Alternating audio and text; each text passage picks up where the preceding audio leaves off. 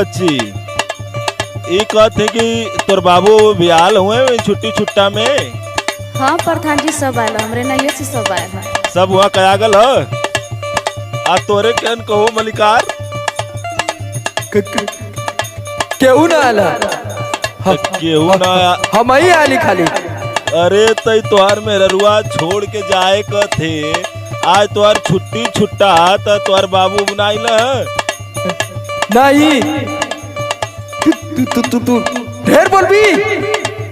देखा प्रधान जी देखा। अरे ओके मत डांटा अब तू ऐसा ना रहता तई नौबत काहे के आवत कैसा नहीं हम प्रधान जी। हाँ बोला। देखा 100 का सीधा बात हम इनके कुनी रहब नहीं। काहे सुना सुना बतावा। 10 लाख रुपया भी हवा में लागल। 10 लाख रुपया भी हवा में लागल। 10 लाख रुपया भी हवा में लागल। केहू ना जनलस के हमें पागल। केहू ना जनलस के हमें पागल। कोई जाना थी कुल मत बोला। 10 लाख रुपया भी हवा में लागल। केहू ना जनलस के हमें पागल। छोटी छोटा करा दी प्रधान जी। हम इनके बोली ना रहो बहुत हो गई।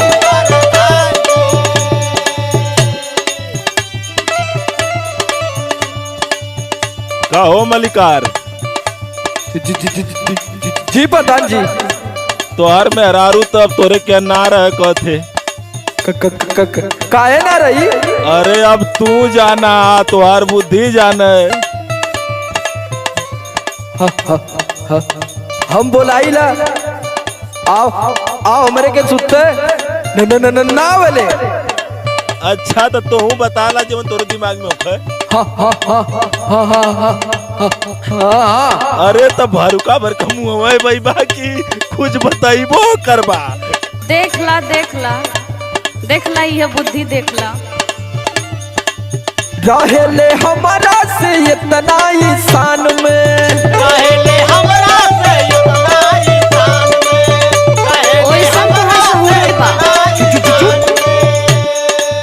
सुतेले दूरे रोज जाके दलान में। सुतेले दूरे रोज जाके दलान में। कुल हमारे दोस्त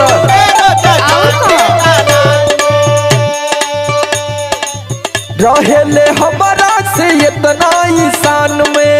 सुतेले दूरे रोज जाके दलान। लइका कैसे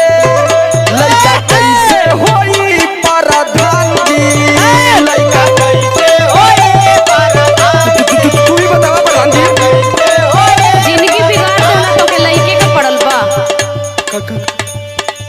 का अरे अब तोहार लइका तू पैदा करबा कि हम जानी कैसे पैदा होई। अरे त अब तो मेरा रुआ ना रहे कथे। हाँ मत करा कितना दहेज लेला। हम का जानी। अरे पैसवा ओकर फेरे के न होई। बाबू एक ठे कुर्ता देना बस वह जाना थी हम। तो मतलब कि तोहर बाबू ना बताऊ ना कितना लेना नहीं। देखा यही बुद्धि पलैका चाहता बुद्धिया देख ला। अच्छा तो ही बताओ बच्ची तो सुना प्रधान जी हमरो सुन ला। तनी से पानी बोलवा के देख ला। अच्छा पानी बोल दिया तब ना न भगबू। हाँ देखा पहले बोला तब ना बोल हो। बोल दे तो बच्ची पानी बोल दे तो फिर हम जाए ना देवी पानी बोल देता। पा पा पा पा पा पा पा देखला ना पा पानी। देखा अरे इतना लेट बोलबा तब तक तुहार टिकट लेवे में ट्रेन छूट जाई। सुनी काहे न छोड़ के मैं हर इनके भागी में हर इनके भागी।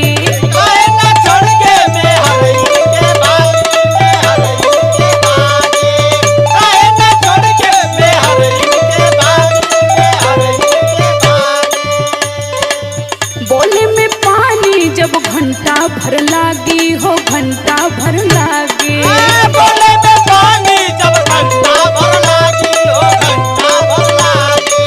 बोले में पानी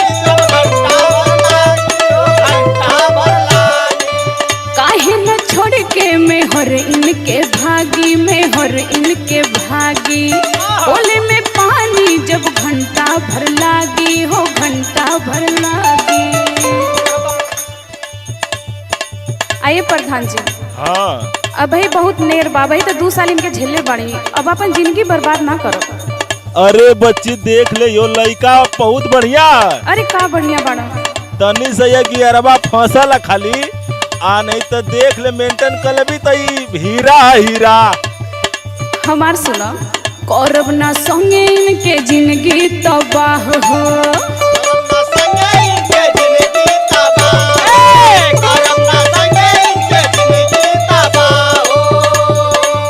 हो जाई कहीं हमर दूसर बियाह हो।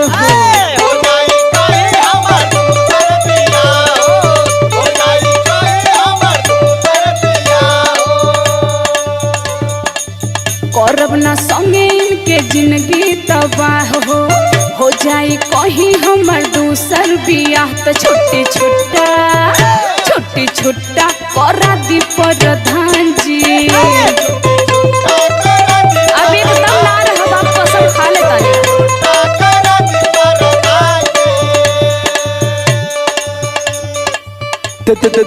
देखा है प्रधान जी हाँ भाई।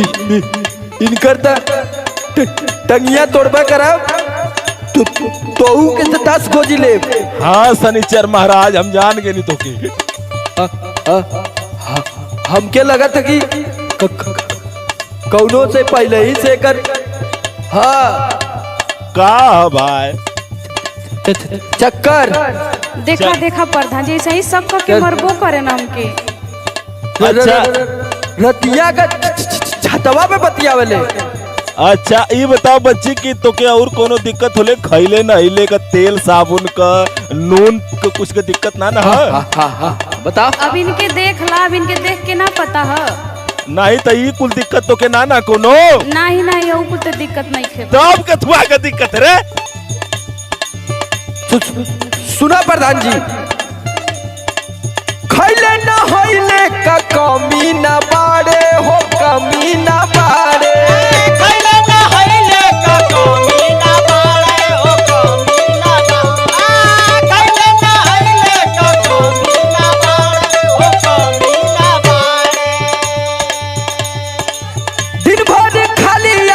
चेहरा निहारे हो चेहरा निहारे।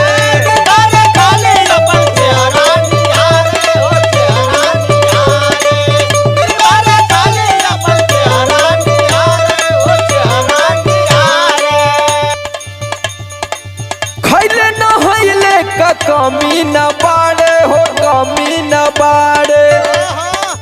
दिन भर खाली अपन चेहरा निहारे हो चेहरा निहारे। चढ़ी खटियावा तक कूद जाले भुइया।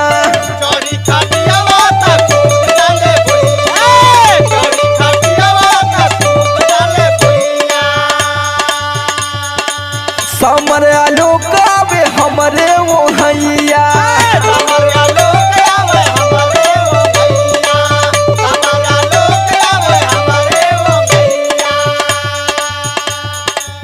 चढ़ी खटियावा तक कूद जाले भुइया। समर आलोक आवे हमरे वो भैया। लइका कैसे का होई प्रधान जी।